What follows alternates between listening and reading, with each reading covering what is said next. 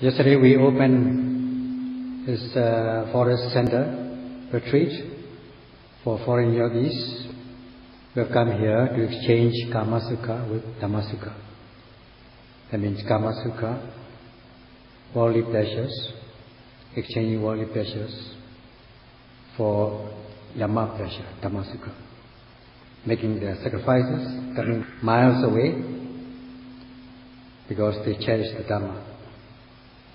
And Sayadaw says he's very happy to find that you are able to do so.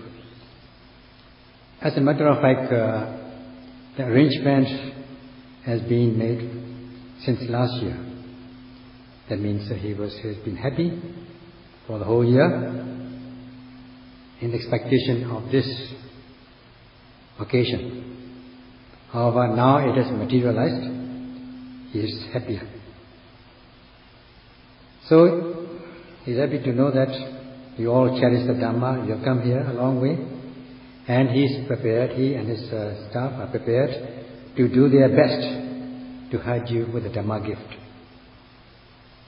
So from today, for nearly 2.5 months, he is prepared to assist you by giving the Dhamma gift as much as he can, so that you can experience the Dhamma Sukha, happiness of the practice, happiness of the teachings, in exchange for Kama Sukha, the happiness of sensual pleasures which you have left behind because you appreciate and cherish the Dhamma Sukha.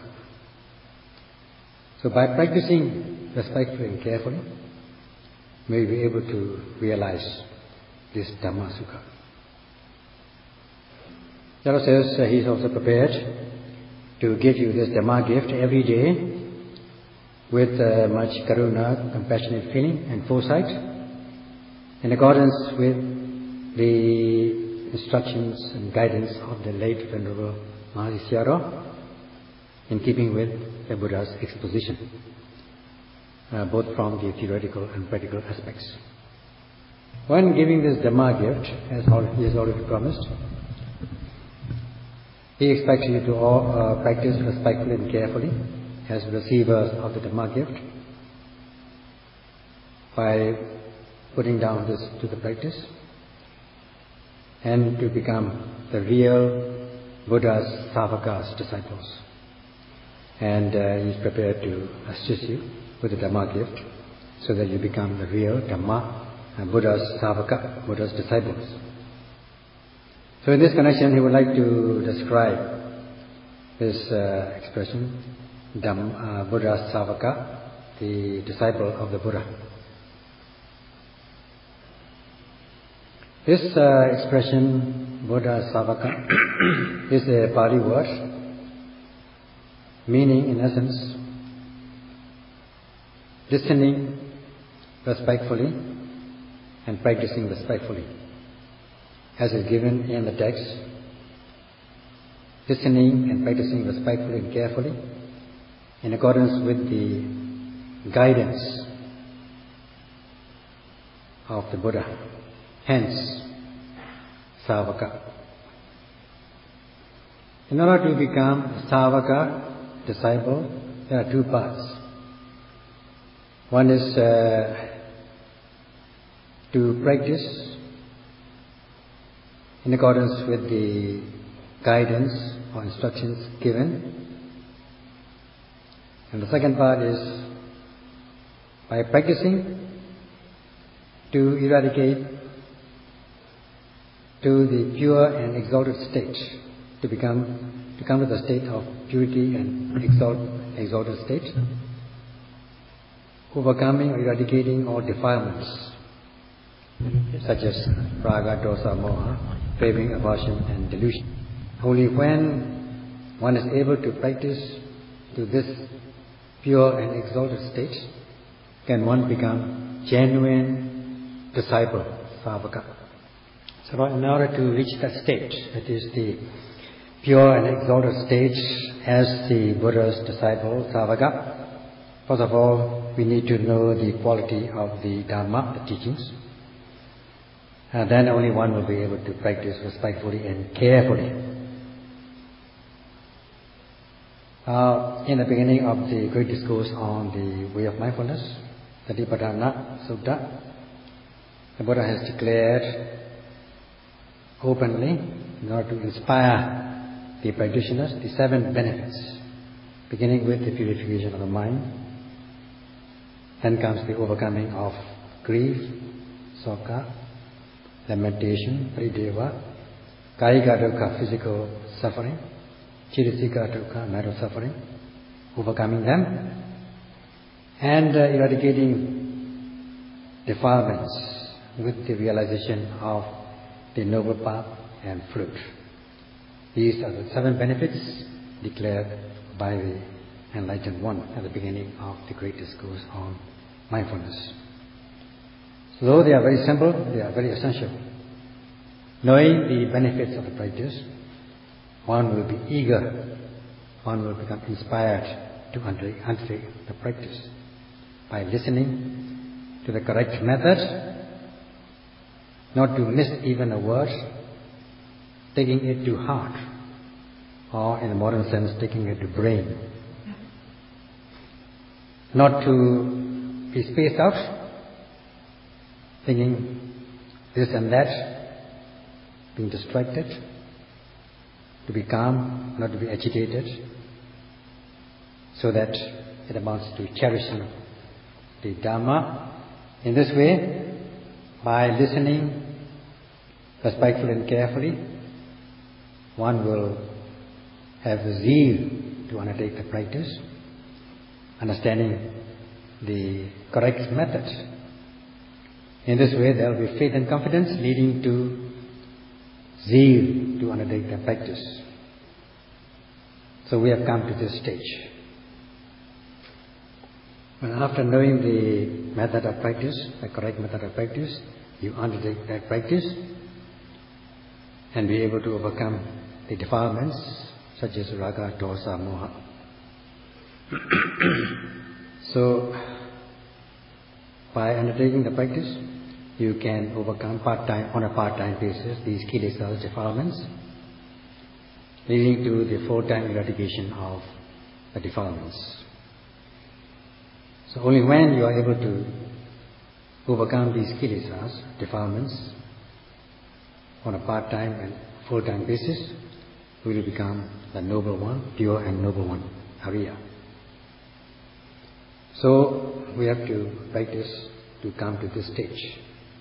So to do that, you listen respectfully and carefully, cherishing the Dhamma.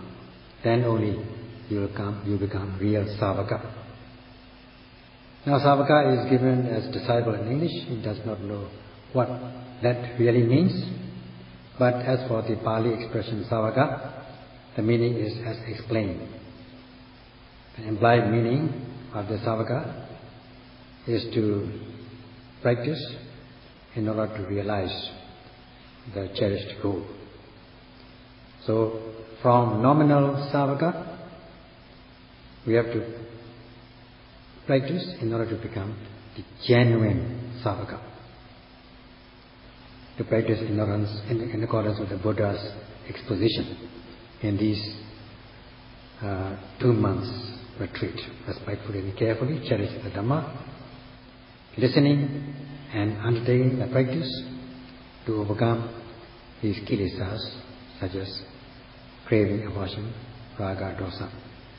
Then only you will be able to become pure and noble.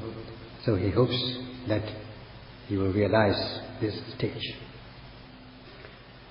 So when you come here all the way, leaving behind your loved ones, to become the real Savaka, when you become real Savaka, then you will find out with the practice, with your experiential knowledge, that this Dhamma pressure that you are going to get transcends manifold the sensual pleasures that you have experienced in the past, such as experiencing desirable sights, sounds, and so on.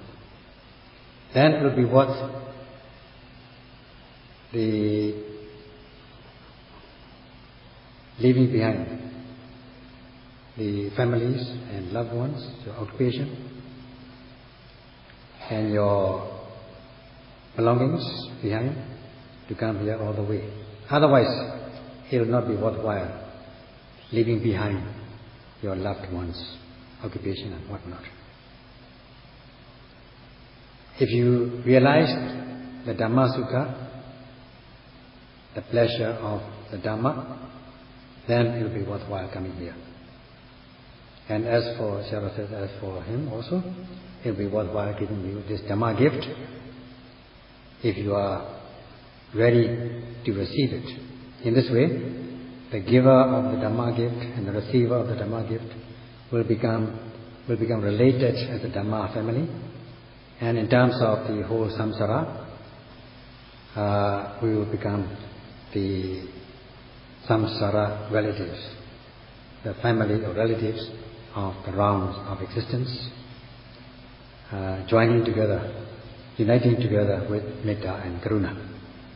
So he believes that he will be able to work to this end in order to realize nibbana together.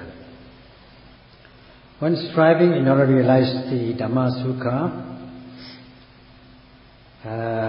with the Dhamma giver giving in complete way, and the receiver receiving completely in the full way, to realize the real pleasure, he feels it necessary that yogis during the practice be protected so as they can practice peacefully, calmly in the course of this retreat.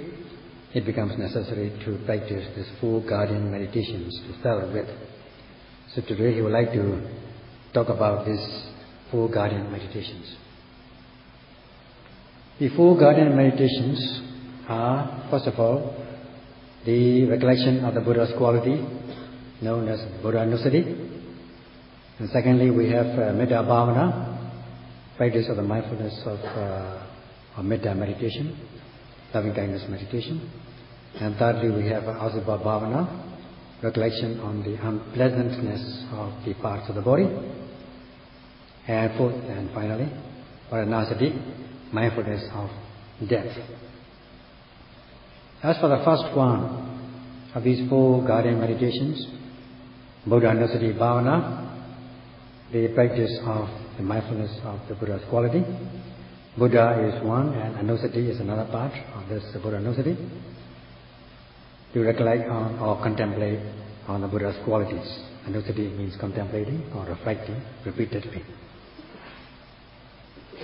So you like to describe this meaning of this Buddha. I think what is said is enlightenment. Buddha is enlightened being, enlightened by realizing, with the realization of the path and fruit of the Arahata Megaphala. That in itself means the enlightened being. Enlightened in that he eradicates all kilesas to the point of no return with the realization of the path consciousness of the Arahata. And then after eradication, he extinguishes all kilesas with the realization of phala, fruit or fruition knowledge. Like when you extinguish the fire, first extinguish the fire, put it out. Then, in order to extinguish altogether, one pours water so that the fire is totally extinguished. At this point, I would like to give an example or analogy as regards the enlightenment. Let us say in a tree, a flowering tree which will give rise to flowers. There is, by knowing that the tree has flowers, we know that it has potentiality in order to give rise to flower. By knowing the result, we know that there must be a cause. Potentiality to flower in terms of the nutrients such as soil, water, sunlight, and oxygen, and so on. All these things are supporting elements and nutrients which cause the blooming of the flowers. Gradually, with the absorption, with the feeding of these nutrients, the tree gives rise to flower. So that when it reaches its mature stage, first of all, buds appear, which open up and blossoms to become flower or flowers. Buddha has practiced fulfilling his paramis, spiritual perfections, beginning with the perfection of generosity, dana, so as to give rise to his mature stage of the realization of the Arahata Megaphala, Arahata, path and fruit. So to reach that stage, he had to accumulate these cumulative forces of virtues to reach this mature stage. Like the tree, the one who plants the tree has to feed the sapling from the stage of sapling with nutrients and supplementary or supporting elements in order to give rise to the blossoming of the flower. So also the Buddha has to practice in order to gather these cumulative forces of virtues in order to reach the mature stage of the Arahata Megaphala with the perfections, with the performance of the spiritual perfections, beginning with the perfection of generosity, dana. After he has fulfilled these spiritual perfections throughout his innumerable lifetimes, he comes to the stage of this rebirth as Prince Siddhartha. This can be analogized to the tree budding when it comes to a mature stage with the supporting factors of the nutriments. So by coming miles away to this center in order to practice the way of mindfulness, Satipatthana Bhavana, yogis must have accumulated these spiritual perfections throughout their previous lifetimes to come to this stage, the stage of budding meditators. Just as the Bodhisattva, Prince Siddhartha, renounced the world at the age of 29 years to seek the truth in the forest by renouncing the world, that is his budding stage. So also the yogis can compare with that, so that by coming here to the 10-mile center, leaving behind their karma sukha, sensual pleasures, in order to realize dhamma sukha, they must have performed the spiritual perfections in the previous lifetimes, and these perfections have come to the budding stage. So the Bodhisattva, Prince Siddhartha, became enlightened under the Bodhi tree at Buddha Gaya in India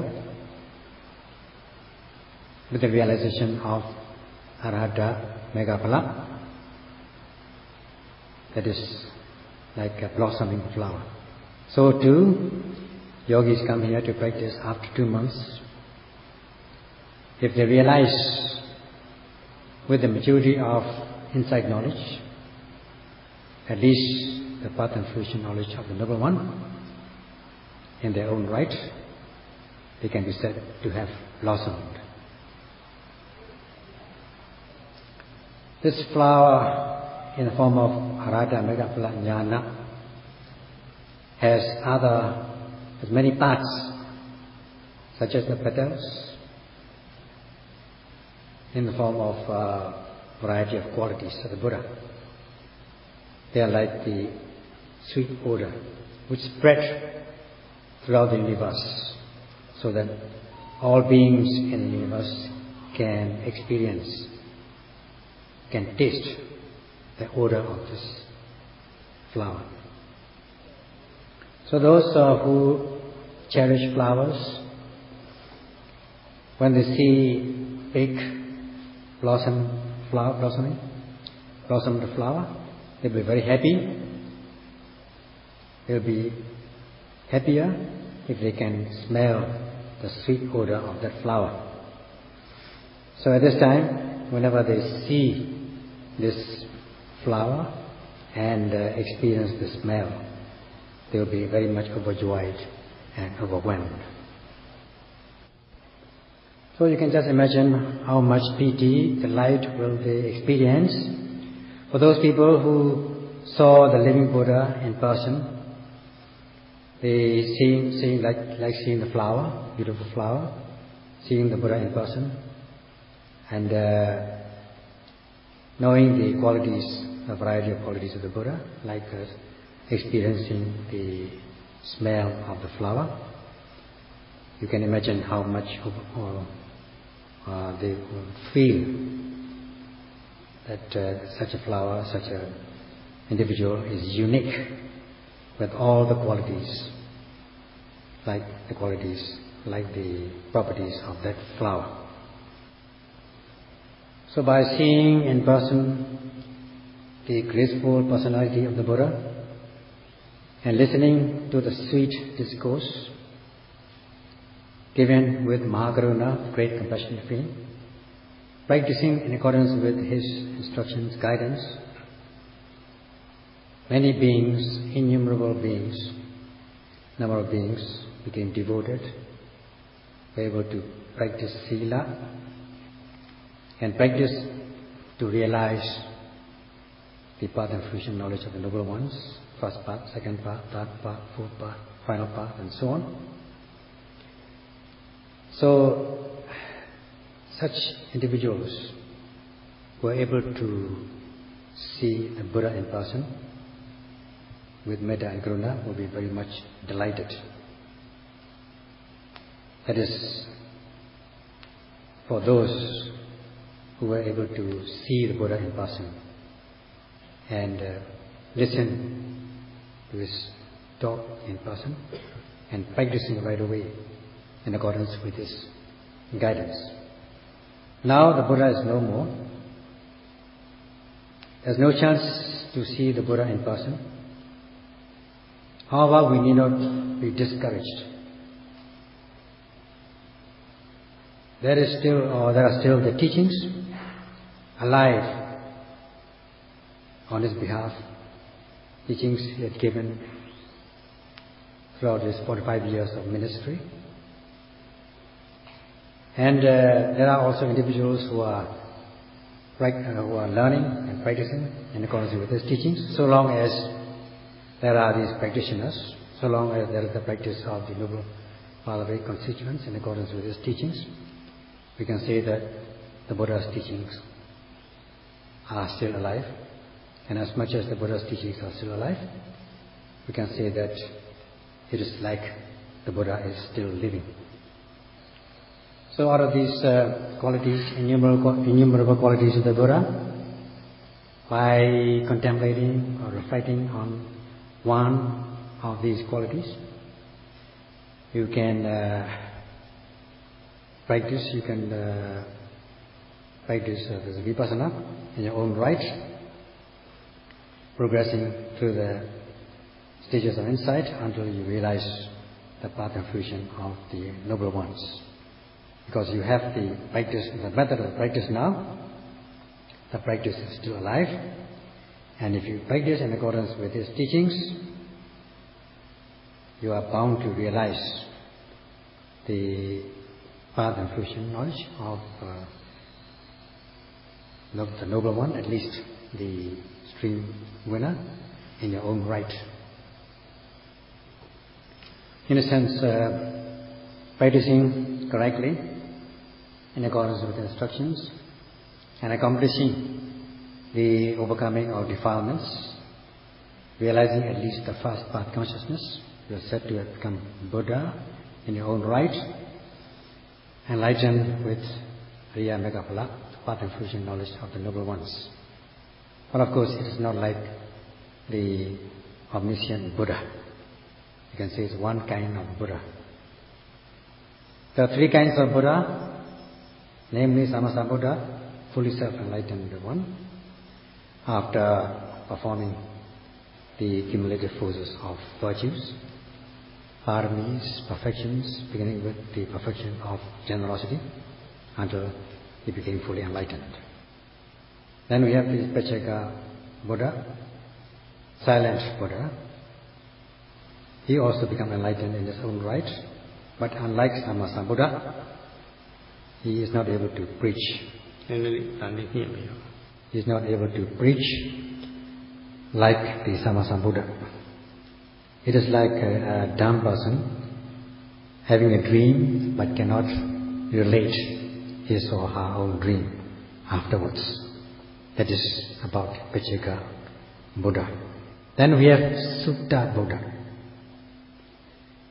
Sutta Buddha also becomes enlightened in his or our own right after practicing and blossoming or opening up this inside knowledge, Vipassana jnana, until he or she becomes enlightened with Ariya Megaphala, or the fruition knowledge of the noble ones.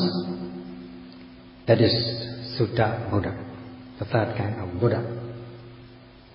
So we have to practice in order to reach the stage, and Satipatthana Bhavana, this mindfulness practice, way of mindfulness, can assure the realization of this stage. There's one thing, of course, to remember,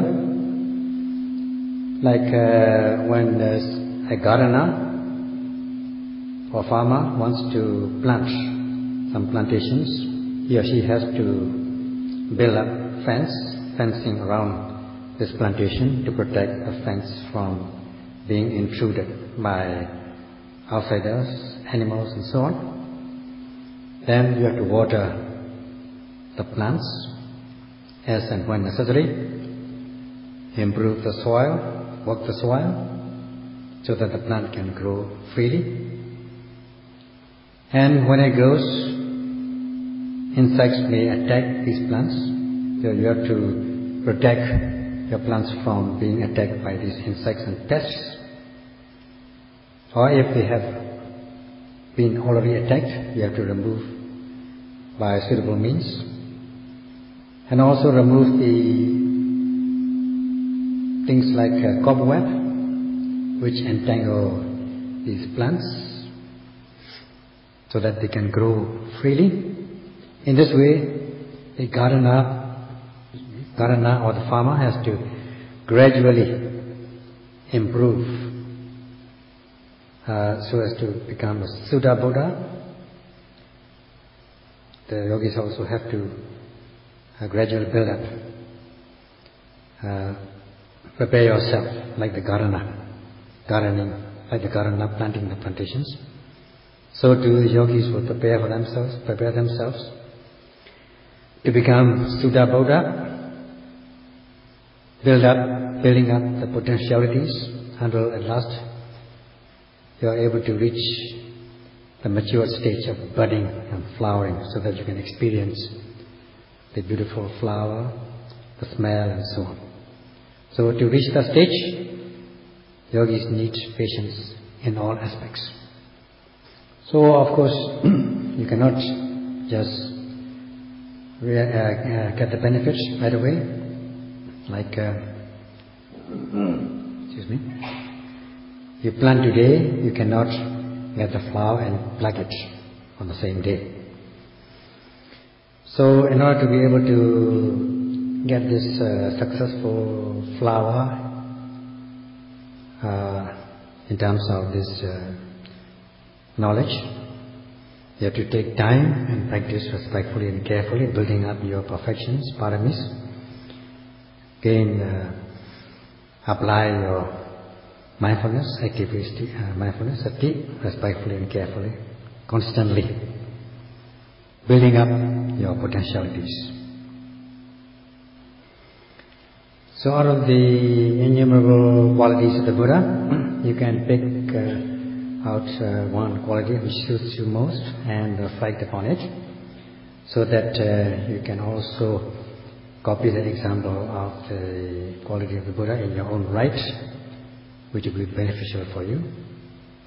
And also in the course of the practice, when you are able to deepen your concentration, when your concentration deepens, at times you may experience some frightful scenes, visions and so on. And if you have not practiced this reflection of the Buddha's quality, you won't be able to practice in peace. There will be some disturbances. You may become agitated and so on with the frightful scenes and visions.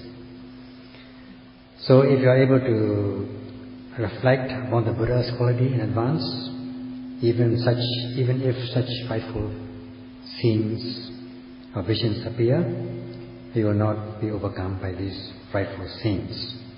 Hence the reflection of the Buddha's quality. This is the immediate benefit. So that you can also realize this Dhamma Sukha, the Dhamma pleasure. And if you protect yourself in this way, you will become secure. And if you are secure, there will be freedom and peace. And such a practice also has been done in the past. In our tradition, the people the ancients, the virtuous people of the past, practiced such reflections, meditation. If for some people, the reflection of the Buddha's quality amounts to the reflection of his personality or individuality, then one may not practice this meditation of the Buddha's quality. Instead, they can practice the quality of his teachings, Dhamma, as the uplifting teachings. And you can choose one of the 6 qualities of the Dhamma. So by developing and practicing such kind of meditation, protective meditation in this retreat, may you all be able to practice free from disturbances and be able to practice peacefully, opening to the insight knowledge until you become real Suddha Buddha, and be able to realize the pleasure of the Dhamma, which is good in itself and has security. That's all for this evening.